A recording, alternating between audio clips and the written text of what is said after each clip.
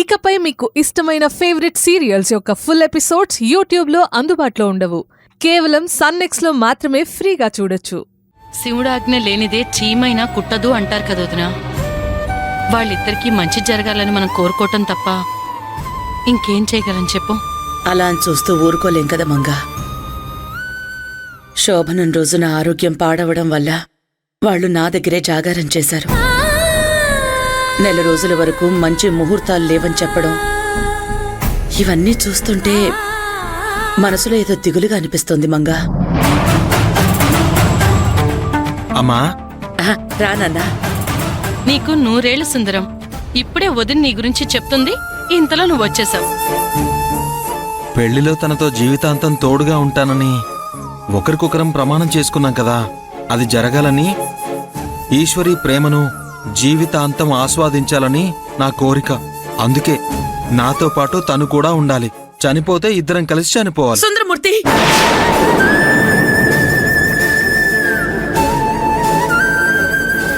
ఏమైందమ్మా? నేనేమైనా తప్పుగా మాట్లాడానా? చూడన్నా, కలిసి బ్రతకాలి అనుకోవడంలో తప్పులేదు, కానీ చావు గురించి మాట్లాడుకోకూడదు. పైన తదాస్తు దేవతలుంటారు, అందుకే అలా మాట్లాడకూడదు అని చెప్తున్నాను. సరే అమ్మా, చావు గురించి ఇంకెప్పుడూ మాట్లాడను. మీరిద్దరూ నిండు 100 ఏళ్ళు హాయిగా ఉంటారు. అమ్మా, ఈశ్వరి మెడలో పసుపు తాడింకా ఎన్నాళ్ళు ఉంచుతారు? తను బంగారు తాళి వేసుకుంటే చూడాలనుందమ్మా నాకు. అవును కదా, పెళ్ళైన తర్వాత 16 రోజుల పండగలో ఈశ్వరి మెళ్ళలో పసుపుతాడు తీసి నల్ల పూసలు, ఇప్పుడున్న మంగళసూత్రాలు గుచ్చి బంగారు గొలుసుకి వేస్తారు. మంగా, వీళ్ళ పెళ్ళై ఎన్ని రోజులైంది? ఈ రోజుకి 14 రోజులైంది వదినా. అంటే ఎల్లుండే 16 రోజుల పండుగ చేయాల్సి ఉంటుంది. అప్పుడే ఈ ఇంటికి శుభం జరుగుతుంది. ఈ విషయం వెంటనే ఈశ్వరికి చెప్పాలి.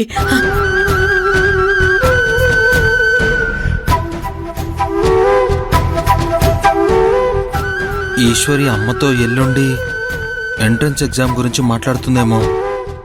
అదే గనక జరిగితే అమ్మ ఫంక్షన్ని క్యాన్సిల్ చేసి మరీ తనని వెళ్ళమని చెప్తుంది. అప్పుడు ఐపీఎస్ అయితే ఈశ్వరి నాకు శాశ్వతంగా దూరం అవుతుంది. అమ్మో, ఆహా, అలా జరగడానికి వీల్లేదు.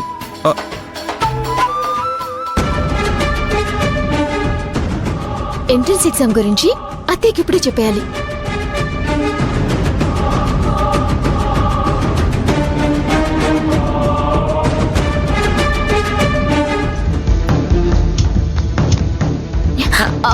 అదే అదేంటో తెలుసా ఈశ్వరి? అది కదమ్మా నేను చెప్పేది. అది కదమ్మా అది. అయ్యో సరే, నువ్వేం చెప్పాలనుకుంటున్నావో ముందు నువ్వే చెప్పు, తర్వాత నేను చెప్తాను. లేదత్తయ్య, పెద్దవాళ్ళు, ముందు మీరే చెప్పాలి, తర్వాతే నేను చెప్తాను. సరే సరే, ముందు నేనే చెప్తాను. మీకు 16 రోజుల పండుగ చేద్దాం అనుకుంటున్నాం. అది ఎల్లుండే.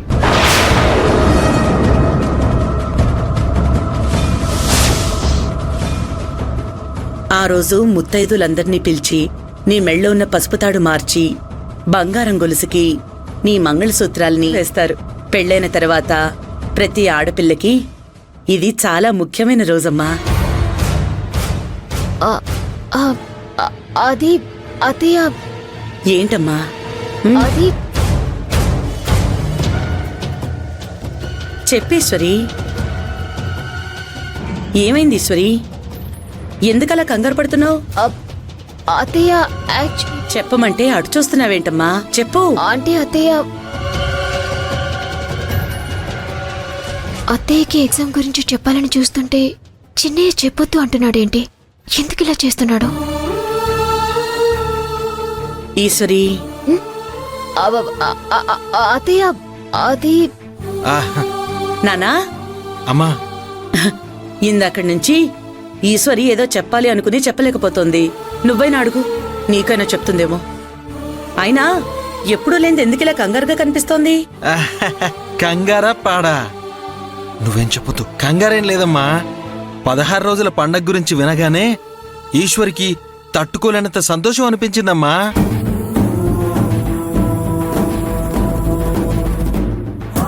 అందుకే తన నోటి నుంచి మాటలు కూడా రావడం లేదు. నాకు తెలిసి తను కూడా నీకిదే చెప్పాలని వచ్చింది, కానీ ఇంతలో నువ్వే తనకి చెప్పేశావు. అంతే కదా ఈశ్వరి? అవునత్తయ్య, నేను చెప్పాలనుకున్నదే మీరు చెప్పారు. అయితే వెంటనే పంతులు గారిని పిలిపించి ఆ ఏర్పాట్లన్నీ జరిపిస్తాను. ఇంకా ఆలస్యం చేయటం అస్సలు మంచిది కాదు. ఆ, మంగా మంగా సరే అమ్మా. చిన్నయ్య, అత్తయ్యకి ఎగ్జామ్ గురించి ఎందుకు చెప్పనివ్వలేదు? ఎన్ని రోజులు ఈ ఎగ్జామ్ గురించే కదా డే అండ్ నైట్ కష్టపడి మరీ చదివాను. రేపు ఎగ్జామ్ రాయకపోతే తర్వాత చాలా ప్రాబ్లం అవుతుంది. ఏంటి చిన్నయ్య, ఏమీ మాట్లాడవే? ఈషు, అసలు ఈ 16 రోజుల పండగ జరగదు.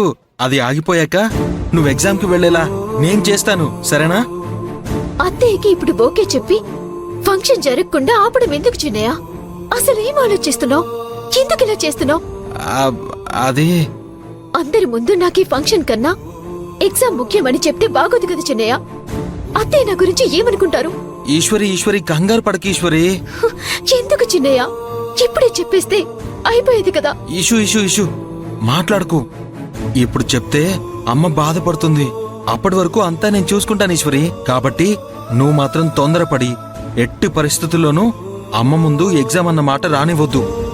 ప్లీజ్ ఇషు, ఈ ఒక్కసారికి నా మాట వినవా?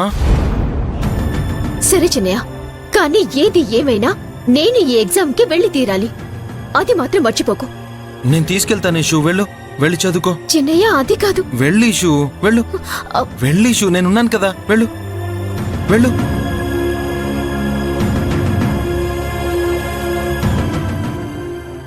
వెళ్ళు, నేనున్నాను కదా.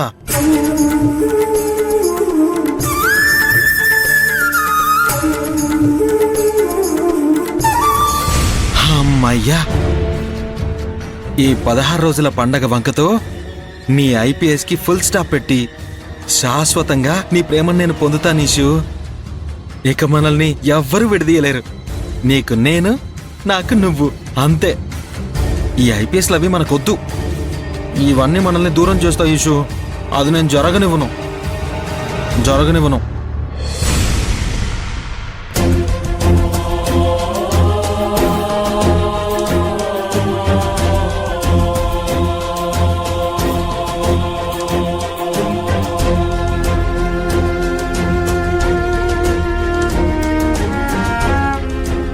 ఈశ్వరుని ఎలాగైనా సరే పరీక్షకు వెళ్లకుండా ఆపాలి. లేదంటే తను నాకు దూరం అవుతుంది. ఒక చిన్న పరీక్ష వల్ల మా ఇద్దరి మధ్య దూరం పెరుగుతుంది. లేదు, అలా జరగడానికి వీల్లేదు. కానీ ఏం చేయాలి? తను వెళ్ళకూడదని తెలుస్తుంది గాని తను వెళ్లకుండా ఏం చేయాలో తెలియదు.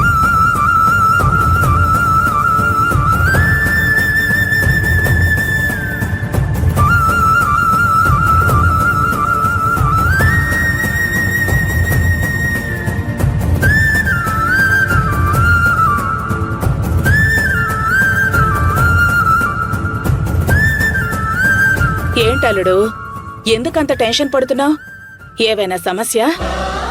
నన్నేమైనా సహాయం చేయమంటావా? అవునత్తయ్య, ఈశ్వరుని పరీక్షకి పంపకుండా ఎలాగైనా ఆపాలి.